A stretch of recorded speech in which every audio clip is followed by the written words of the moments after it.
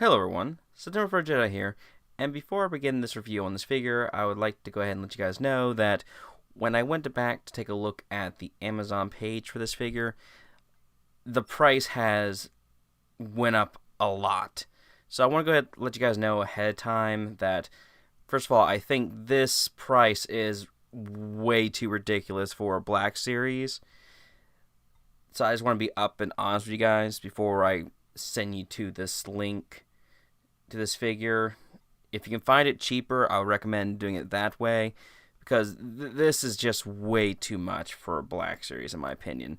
And there's been a few other figures that kind of have jumped up in price as well.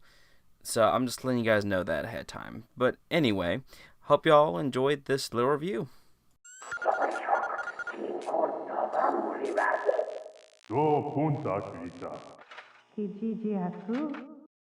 Hello everyone, September Jedi, and today we're taking a look at the Obi-Wan Kenobi figure in Clone Trooper armor. Now, you would most likely recognize this from the Clone Wars. Now, not the Dave Filoni's Clone Wars, but which I believe, and a lot of other people believe, is way more entertaining than Dave Filoni's, the Clone Wars from 2003. But that's just, my personal preference. But either way, let's go ahead and take a look at this figure. Now, there is some things that are some negatives towards this figure. We're going to get into those in a sec. Now, again, though, this could just be my figure that I got right here, and maybe the other ones won't have the same problem. But I'm going to point these out so you guys can make a decision if you want to get this figure or not.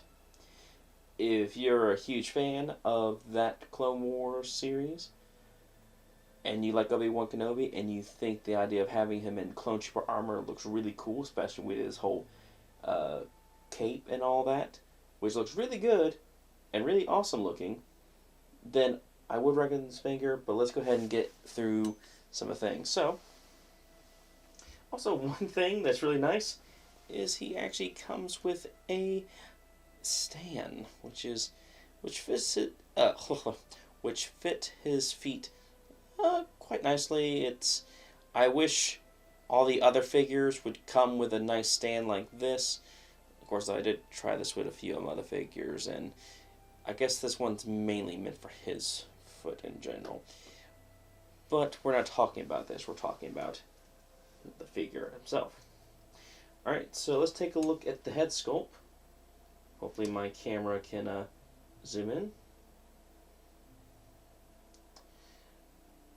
Now, not a bad face sculpt entirely for this price range. It looks pretty good. The eyes look pretty nice. Let me try to get him a little closer, and hopefully the camera doesn't... There we go.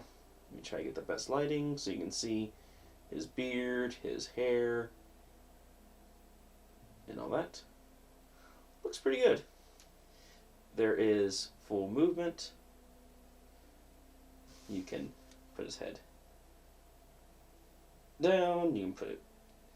It does stop at the top, but you can put it down like this. So there's some movement.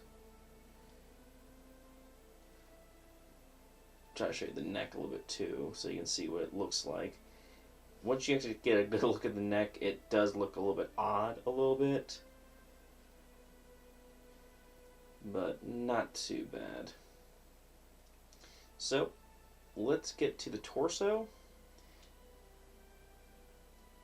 Let me remove his lightsaber so that doesn't get in the way. Right. So there is pretty good movement. And this is attached to these little things right here. And the belt is free moving. So there shouldn't be really no issues when you want to pose him. This shouldn't cause any restrictions for the most part. And it looks pretty good. You can see through it. There you go. Looks nice on general. Let me show you the belt.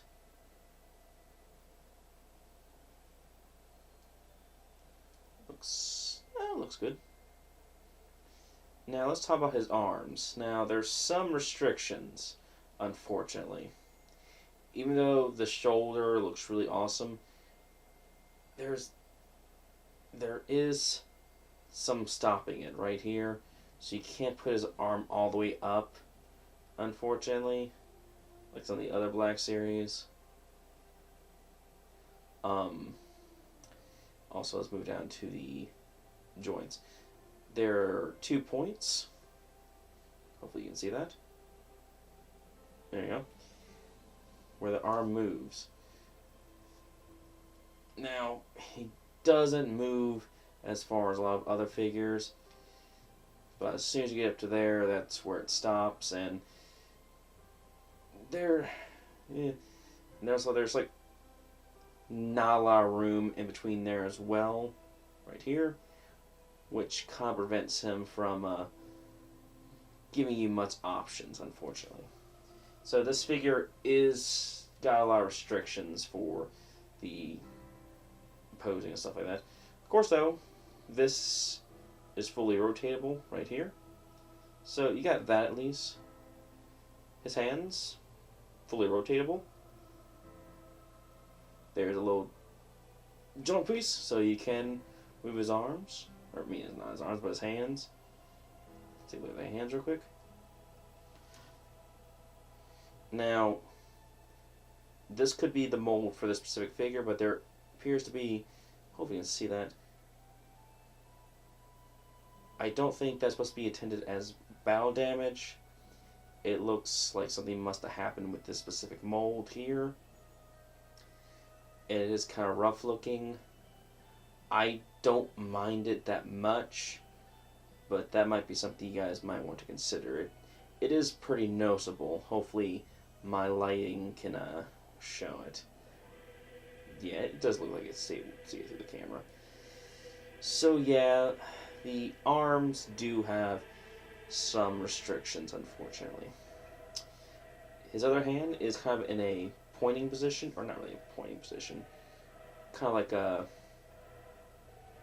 It's like kind of like a hand, like a blaster holding position, but there was no blaster with this or anything. So it's, I guess it's kind of like a hand pose. So I guess if you want to give him a blaster, maybe it can fit in there, but I haven't tried it, so I don't know. So let's go ahead and move down to the legs. Here's also the back underneath the cape. Let me try to move the arms out of the way so they're... Sorry, I'm trying to keep the cape out of the way and all that so you can kind of see the joints a little bit better. Now, there is some restriction here as well, it seems, for like both legs. I've been trying to work it a bit, but I don't really see anything here. Like, it has a little bit of wiggling, but not by much. There's a little bit of a rotation here, but just a bit. The legs have 2 points in the knees for bending. Let's see how far they can go. This is why I need an extra hand. So, this back part can bend pretty far. Let's try to...